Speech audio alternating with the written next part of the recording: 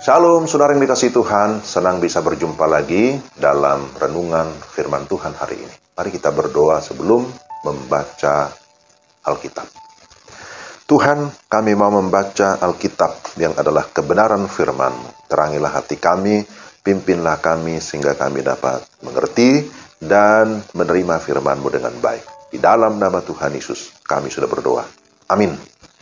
Pembacaan firman Tuhan dari Galatia pasal 5 ayat 1 dan ayat 13.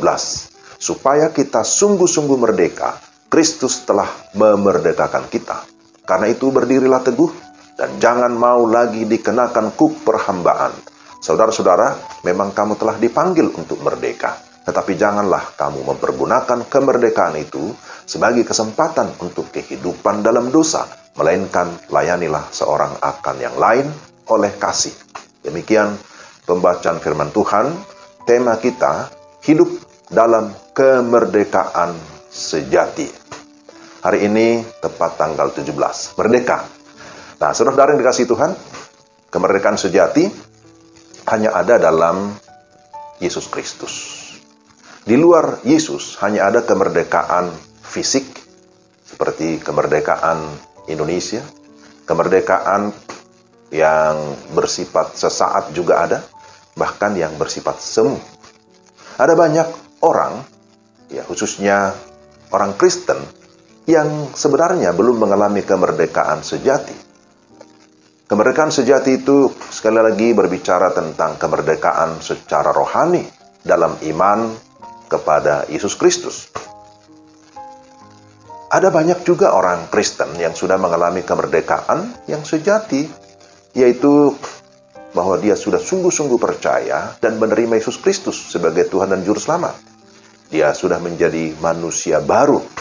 Maka sebagai orang Kristen sejati, harus mempergunakan kemerdekaan itu dengan bertanggung jawab. Melalui pembacaan firman Tuhan hari ini, kita akan belajar beberapa hal. Pertama, tentang esensi kemerdekaan sejati. Kemerdekaan sejati hanya diperoleh di dalam Yesus Kristus, sebagaimana Galatia 5 ayat 1. Supaya kamu sungguh-sungguh merdeka, Kristus telah memerdekakan kamu. Demikian juga kalau kita baca dalam Yohanes pasal 8 ayat 36. Jadi apabila anak itu memerdekakan kamu, kamu pun benar-benar merdeka. Lalu berikutnya, kemerdekaan sejati berarti kita telah bebas dari dosa dan maut. Demikianlah sekarang tidak ada penghukuman bagi mereka yang ada di dalam Kristus. Roh yang memberi hidup telah memerdekakan kamu dalam Kristus dari hukum dosa dan hukum maut. Roma pasal 8 ayat 1-2. Selanjutnya, bahwa kemerdekaan sejati berarti kita telah menang dari segala keinginan dosa. Sebab mereka yang hidup menurut daging memikirkan hal-hal yang dari daging. Mereka yang hidup menurut roh memikirkan hal-hal yang dari roh. Sebab keinginan daging adalah maut, tetapi keinginan roh adalah hidup dan damai sejahtera. Sebab keinginan daging adalah perseteruan terhadap Allah, karena ia tidak takluk kepada hukum Allah. Hal ini memang tidak mungkin baginya. Mereka yang hidup dalam daging tidak mungkin berkenan kepada Allah. Roma pasal 8 ayat 6-8. Lalu bicara kemerdekaan sejati berarti kita bebas dari rasa takut dan juga rasa khawatir. Sebab itu apakah yang akan kita katakan tentang semuanya itu? Jika Allah di pihak kita, siapakah yang melawan kita? Ia yang tidak menyayangkan anaknya sendiri, tetapi yang menyerahkannya bagi kita semua. Bagaimanakah mungkin ia tidak mengaruniakan segala sesuatu kepada kita bersama-sama dengan dia? Roma pasal 8 ayat 31-32. Jadi jelas kita lihat bahwa kemerdekaan sejati kita hanya peroleh di dalam Yesus Kristus. Lalu bagian yang kedua yang akan kita lihat adalah bagaimana pola hidup Kristen yang sudah merdeka. Maka kembali lagi kepada bacaan kita. Galatia 5 ayat 1 menyatakan, berdirilah teguh. Dan kemudian, jangan beri dirimu diperhamba oleh dosa. Supaya kita sungguh-sungguh merdeka, Kristus telah memerdekakan kita. Berdiri teguh dan jangan mau dikenakan kuk perhambaan. Inilah sesungguhnya pola hidup Kristen yang sudah mengalami kemerdekaan. Selain itu bahwa orang yang sudah mengalami kemerdekaan, maka dia akan tetap berpegang teguh pada firman Tuhan. Jikalau kamu tetap dalam firman-Ku, kamu benar-benar adalah murid-Ku. Demikianlah kata Yesus kepada murid-muridnya. Orang yang sudah mengalami kemerdekaan sejati, maka dia akan menggunakan kemerdekaan itu dengan benar dan bertanggung jawab. Sebagaimana Galatia 5 ayat 13. Menggunakan kemerdekaan untuk apa? Untuk melayani dengan kasih. Kemudian, sebagai orang merdeka, tunjukkanlah bahwa kamu menjadi seorang hamba yang sungguh-sungguh melakukan kebenaran. Sebagai seorang hamba yang sudah dimerdekakan dari dosa, maka dia akan hidup menjadi hamba kebenaran. Sebagaimana Roma 6 ayat 18. Dan juga orang yang sudah mengalami kemerdekaan sejati, maka dia akan menghasilkan buah bagi Kristus.